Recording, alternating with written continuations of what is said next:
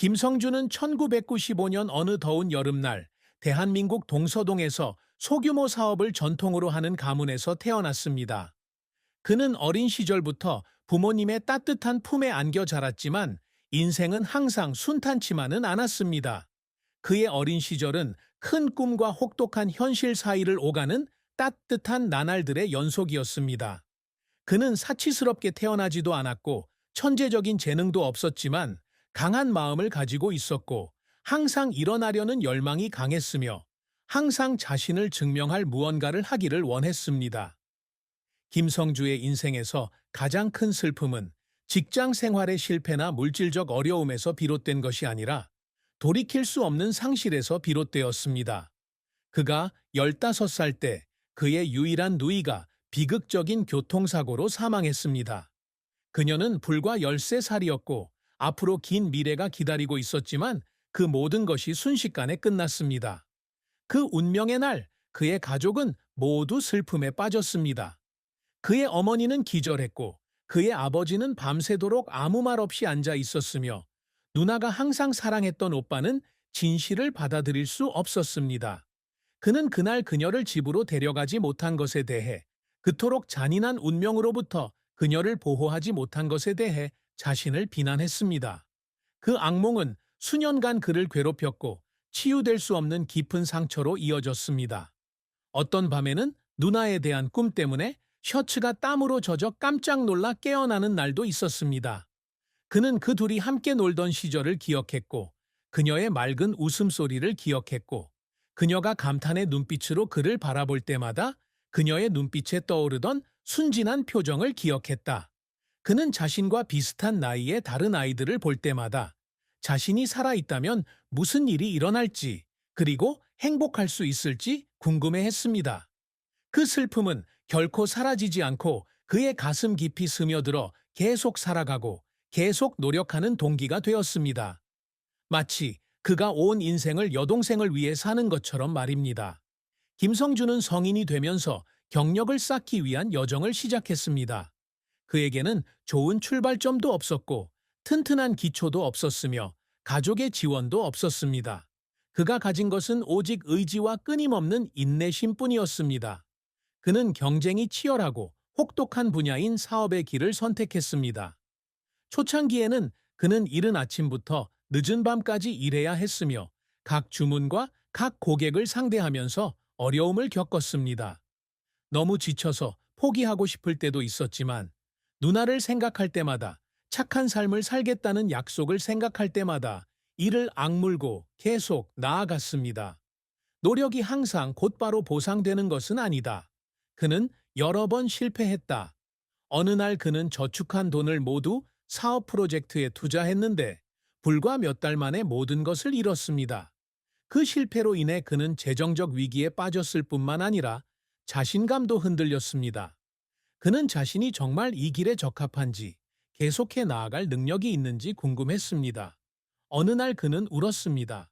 성숙하고 경험이 풍부한 겉보기에 강하고 깨지지 않을 것 같은 남자도 밤에 혼자 앉아 테이블에 머리를 숙이고 눈물을 흘릴 때가 있습니다.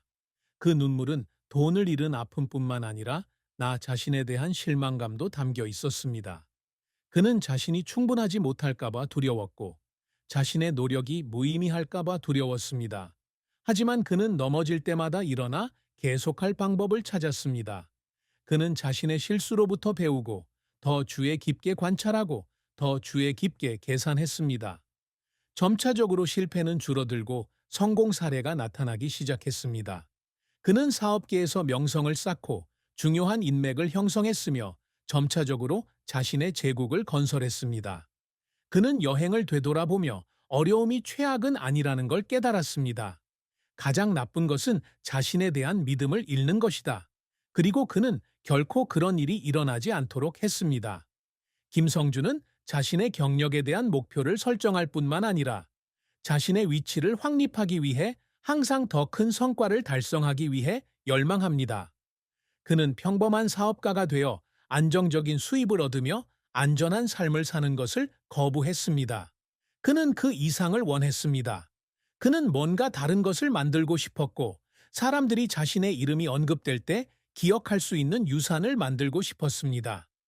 처음에 그의 목표는 단지 자신의 회사를 갖고 믿을 수 있는 직원을 확보하고 자신의 아이디어를 자유롭게 추구할 수 있는 것이었습니다. 하지만 일단 목표를 달성한 뒤에 그는 자신의 야망이 거기서 끝나지 않는다는 것을 깨달았습니다.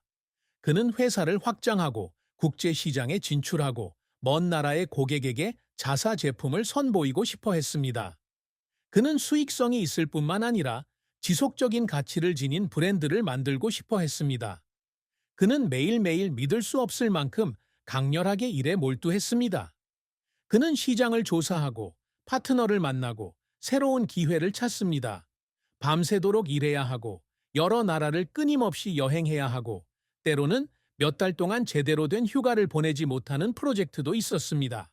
그러한 노력이 항상 즉각적인 성공을 가져다 준 것은 아니었지만 그는 결코 포기하지 않았습니다. 그의 회사가 처음으로 1억 달러의 매출을 올렸을 때 그는 축하도 하지 않았고 큰 파티도 열지 않았습니다. 그는 혼자 앉아서 재무 보고서의 숫자를 조용히 바라보며 미소 짓고 있었습니다. 그것은 목적지가 아니라 훨씬 더 긴 여정의 이정표일 뿐입니다. 하지만 인생에서 중요한 것은 직업뿐만이 아닙니다. 그는 아무리 큰 성공을 거두더라도 이를 공유할 사람이 없다면 모든 것이 무의미하다는 것을 알고 있었습니다.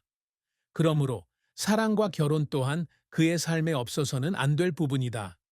김성주는 여전히 연예계에서 어려움을 겪고 있던 어느 가을날 진수정을 만났다. 그녀는 온화하지만 강한 여성으로 이해심이 많고 그가 가장 낙담했을 때 항상 그를 격려하는 방법을 알고 있습니다.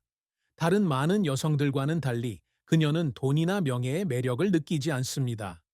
그녀는 그가 누구인지, 그가 쏟은 노력, 그의 결단력과 굴하지 않는 의지를 사랑했습니다. 그들은 2002년에 결혼했는데 그때 그는 아직 아무것도 손에 쥐지 못했습니다. 호화로운 결혼식도 아니었고 값비싼 선물도 아니었고 낙원 같은 섬에서의 신혼여행도 아니었습니다.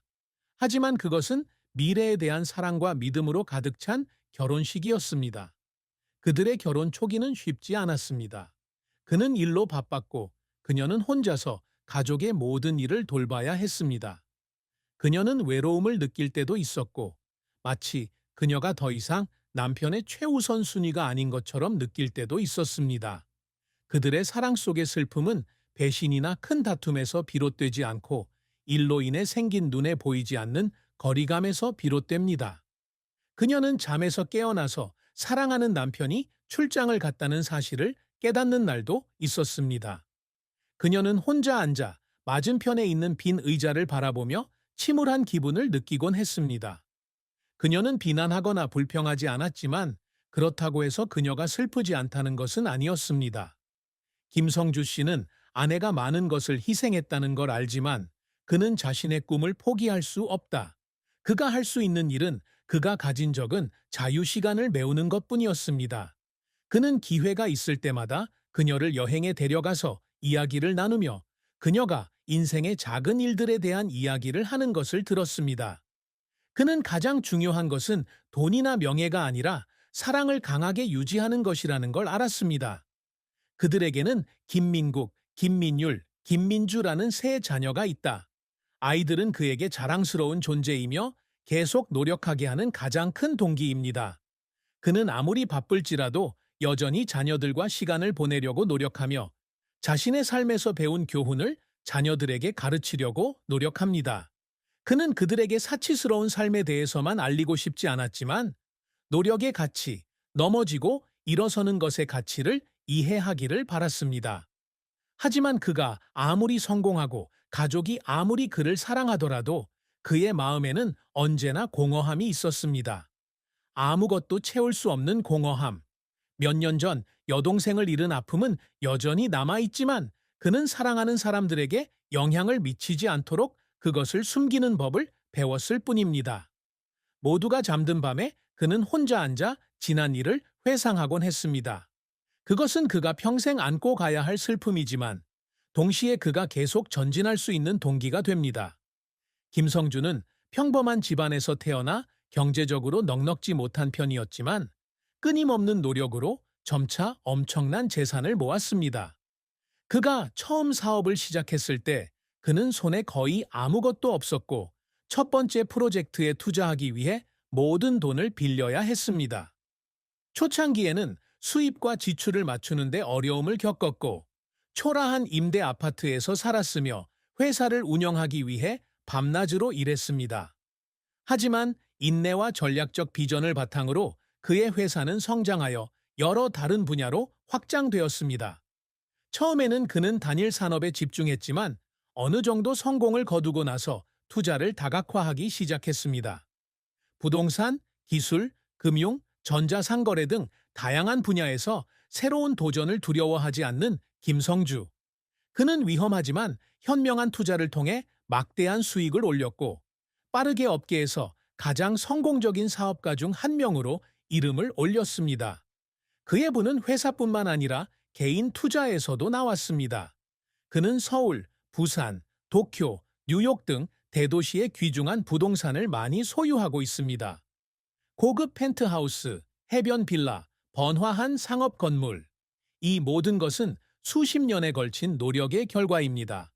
게다가 그는 여러 대기업의 주식을 소유하고 있어서 막대한 수동소득을 얻고 있습니다. 게다가 그는 고급 스포츠카부터 고급 리무진까지 다양한 고급 자동차 컬렉션을 소유하고 있습니다.